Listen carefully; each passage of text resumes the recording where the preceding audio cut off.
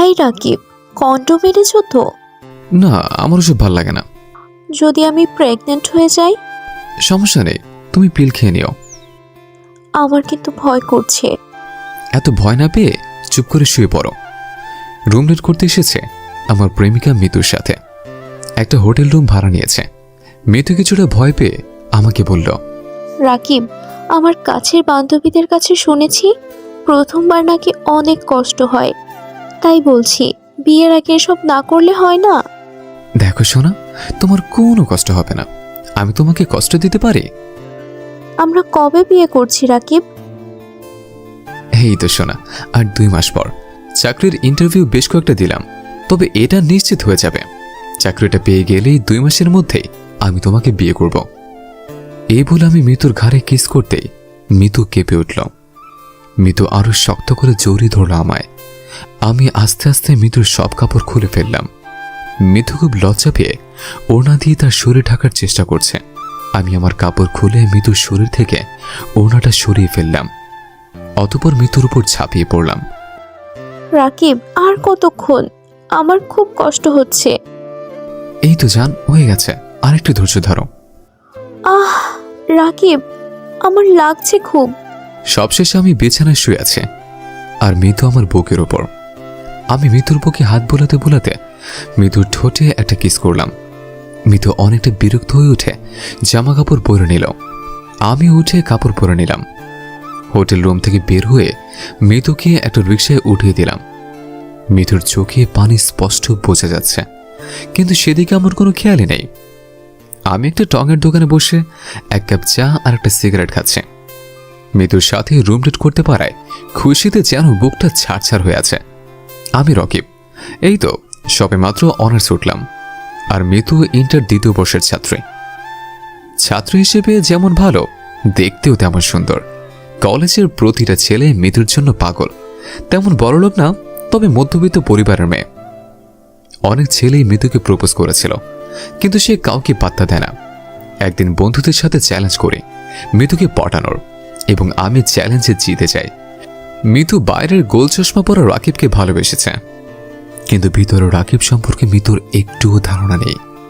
মিতুর সাথে room date করার ইচ্ছা ছিল, আর আজ সেটাও করে ফেললাম। হঠাৎ ফোনে রিংটোন বেজে ওঠায় ফোনটা বের করে হাতে এনে দেখিয়ে মিতু ফোন করেছে। মিতু ফোন করায় কেমন যেন বিরক্তি বোধ হলো, তাই ফোন কেটে দিলাম। আমার যেটা দরকার ছিল আমি সেটা পেয়ে গেছে। মিতুর থেকে আরো কত ভালো মেয়ে আমি পাবো। এদিকে মিতু বারবার ফোন দিয়ে যাচ্ছে, তাই রাগ করে ফোন রিসিভ করলাম। দেখতে তো পাচ্ছ ফোন কেটে দিচ্ছে, তারপরও বারবার ফোন দিচ্ছ কেন? কি হয়েছে রাকিব, তুমি এরকম করছো কেন? কই, কিছু হয়নি তো। ভাবলাম মিতুর সাথে আরেকবার রুম ডেট করতে হবে, তাই ভালোভাবে কথা বলতে হবে। তুমি তো এরকম ছিলে না। যতই ব্যস্ত থাকো না কেন, একবার কল দিলেই রিসিভ করতা। আসলে চাকরির জন্য প্রয়োজনীয় কিছু কাগজপত্র জমা দিতে গিয়েছিলাম, তাই রিসিভ করতে পারেনি। আচ্ছা, আর এরকম হবে না। এই যে কান ধরছে। আচ্ছা ঠিক আছে। আর শোনো, তুমি কি পিল খেয়েছো? খেয়েছি। ভালো করেছ। আচ্ছা, এখন রাখি, পরে কথা বলবো। চাকরির জন্য কিছু কাগজ জোগাড় করতে হবে। বাই। ঠিক আছে, বাই। কিছুদিন পর ফোন দিয়ে আরেকবার রুম ডেট করার জন্য মিতুকে বললাম। মিতু কিছুতেই রাজি হচ্ছে না। প্লিজ মিতু, শুধু আরেকবার। না রাকিব, বিয়ের আগে আর একবারও না। আমার খুব ভয় হয়, যদি কেউ দেখে ফেলে তখন কি হবে? ঠান্ডা মাথায় মিতুকে অনেকক্ষণ বোঝালাম, শুধু আরেকবার। তাতেও কাজ হলো না। মিতুর সাথে রুম ডেট করার সময় লুকিয়ে ক্যামেরা সেট করে রেখেছিলাম। সে ভিডিওটা মিতুকে মেসেজ করে দিয়ে ভিডিওটা ভাইরাল করে দেওয়ার হুমকি দিয়ে ব্ল্যাকমেল করলাম। তাতেও মিতু রাজি হলো না। উল্টা আমাকে খারাপ, শয়তান, বিশ্বাসঘাতক আরো অনেক কিছু বলে আমার বাবা মাকে তুলে গালি দিল। তাই রাগ করে ভিডিওটা ফেসবুক, ইন্টারনেটে ভাইরাল করে দিলাম। আমি আমার বন্ধুদের নিয়ে ভাইরাল করা ভিডিওটি দেখছে আর হাসছে। নিমেষে কিছুদিনের মধ্যে যেন ভিডিওটি সারা বাংলায় ছড়িয়ে গেল। আর এদিকে মিতুর ফেসবুকে মেসেজ আসলো, ডার্লিং, তুমি তো সানি লিওনের থেকে কম না, তোমার ফিগারটা সেই। এই বেবি, এক রাতের জন্য কত নিবা? ভিডিওতে তোমাকে দেখে আমি একদম পাগল হয়ে গেছি। এইসব মেসেজের থেকেও বেশি নোংরা আরও অনেক মেসেজ এসেছে। মিতু বিছানার একটা কোণে বসে বসে চোখের জল ফেলছে। রাকিব তার বিশ্বাসের এই মূল্য দিবে সে ভাবতেও পারেনি। কিছুক্ষণ পর মিতুর বাবা ও তার ভাই মিতুর রুমের দরজা ধাক্কাতে লাগলো। মিতু ভাবছে তার এই মুখ কিভাবে তার বাবাকে দেখাবে। বাবার যে অনেক স্বপ্ন ছিল তাকে নিয়ে, সে এই সমাজেই বা মুখ দেখাবে কি করে। দরজা ধাক্কা নেওয়ার মিতুকে রাগী সুরে ডাকার আওয়াজ বেড়ে যেতে লাগলো। মিতু মাথায় হাত দিয়ে এটার সমাধান খুঁজে বেড়াচ্ছে, কি করলে সব ঠিকঠাক করা যাবে। একটু পর সমাধান খুঁজে পেয়ে মাথার উপরে ফ্যানটার দিকে তাকিয়ে অট্ট হাসিতে মেতে উঠল আর বলতে লাগলো, হ্যাঁ, এই ফ্যানই আমার সব কিছুর সমাধান। একটা ওড়না ফ্যানের সাথে বেঁধে দিয়ে ওড়নার ফাঁসটা গলার সাথে সেট করে ফেললো মিতু। মিতুর গোঙানোর আওয়াজ পেয়ে মিতুর বাবা জোরে জোরে দরজা ধাক্কিয়ে ভেঙে ফেললো।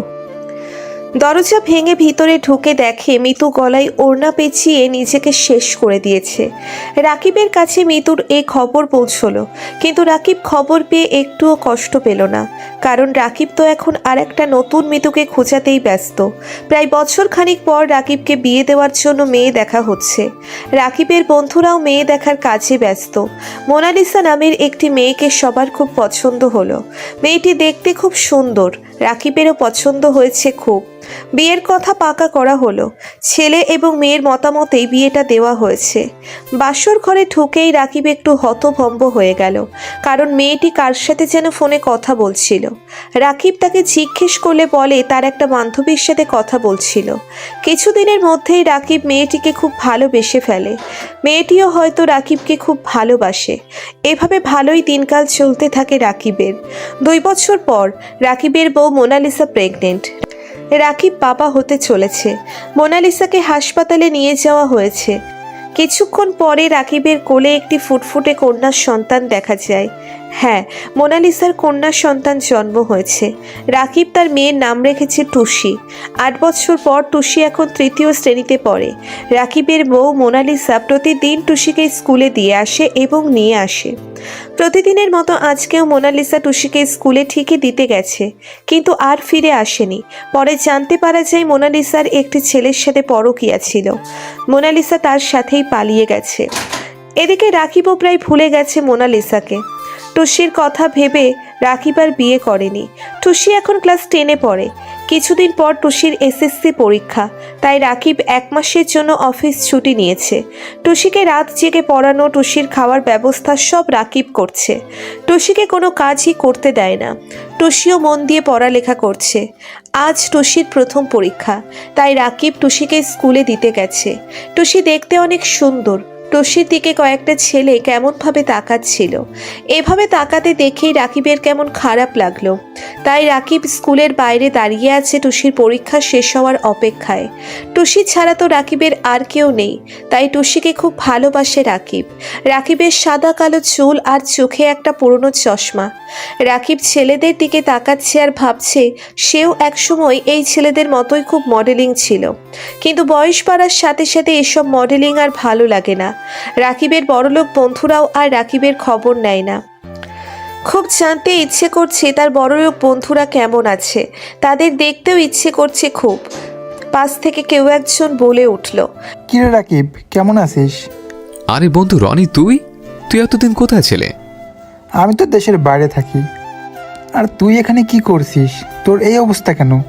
কলেজের সব থেকে স্মার্ট ছেলেটার এই অবস্থা হবে ভাবতে পারিনি। আমার মেয়ে টুসি পরীক্ষা দিচ্ছে, তাই আর কি বসে আছে। ও আচ্ছা, ঠিক আছে, থাক, আমাকে বাসায় যেতে হবে। আর ভালো থাকিস। আচ্ছা যা। রনি গাড়িতে উঠে চলে গেল। আমি সেখানে বসে ভাবছি, কলেজে সাইকেল না নিয়ে আসতে পারা, প্রতিদিন পুরাতন একটা ময়লা শার্ট পরে আসা ছেলেটাও আজ গাড়ি করে যাচ্ছে। আমার চোখের কোণে পানি জমে এলো। টুসির পরীক্ষা শেষ, টুসিকে নিয়ে বাসায় আসলাম। এভাবে প্রতিদিন টুসিকে নিয়ে যাওয়া আসা করি।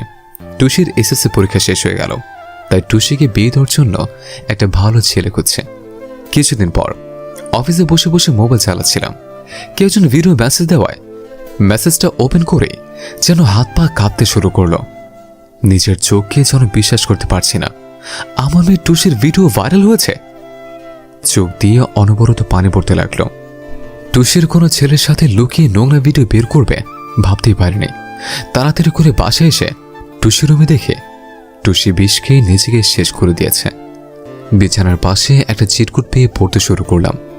আমাকে ক্ষমা করে দিও বাবা, আমি একটা ছেলেকে ভালোবাসতাম, আর ভালোবাসার প্রমাণ দিতে গিয়ে আমাকে এতটা নিচে নামতে হয়েছে। আমি ভাবিনি ছেলেটা আমার ভিডিও ফাঁস করে দিবে। আমাকে ক্ষমা করে দিও বাবা।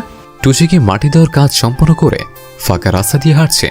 কিছুক্ষণ পর একটা পুকুর পাড়ে এসে বসলাম। আজ মিতুকে খুব মনে পড়ছে। আমি চোখ থেকে দাগ পড়া চশমাটা খুলে রাখলাম। একটা সিগারেট ধরিয়ে টানছে। কিছুক্ষণের পর ভেজা ভেজা চোখে আকাশের দিকে তাকিয়ে আছে। আজ চিৎকার করে বলতে ইচ্ছে করছে, ফিরে এসেছে। হ্যাঁ, ফিরে এসেছে। মিতু নয়, মিতুর সাথে করা আমার অন্যায়ের আমার পাপ ফিরে এসেছে। প্রকৃতির নিয়ম বড়ই অদ্ভুত। আপনি আজ অন্যকে ঠকাবেন, আজ কাল অথবা কিছু বছর পর প্রকৃতি আপনাকে সেটা উপহার স্বরূপ ফিরিয়ে দিবে। কাউকে কষ্ট দেওয়ার আগে শতবার ভাববেন, সৃষ্টিকর্তা বলে উপরে একজন আছেন।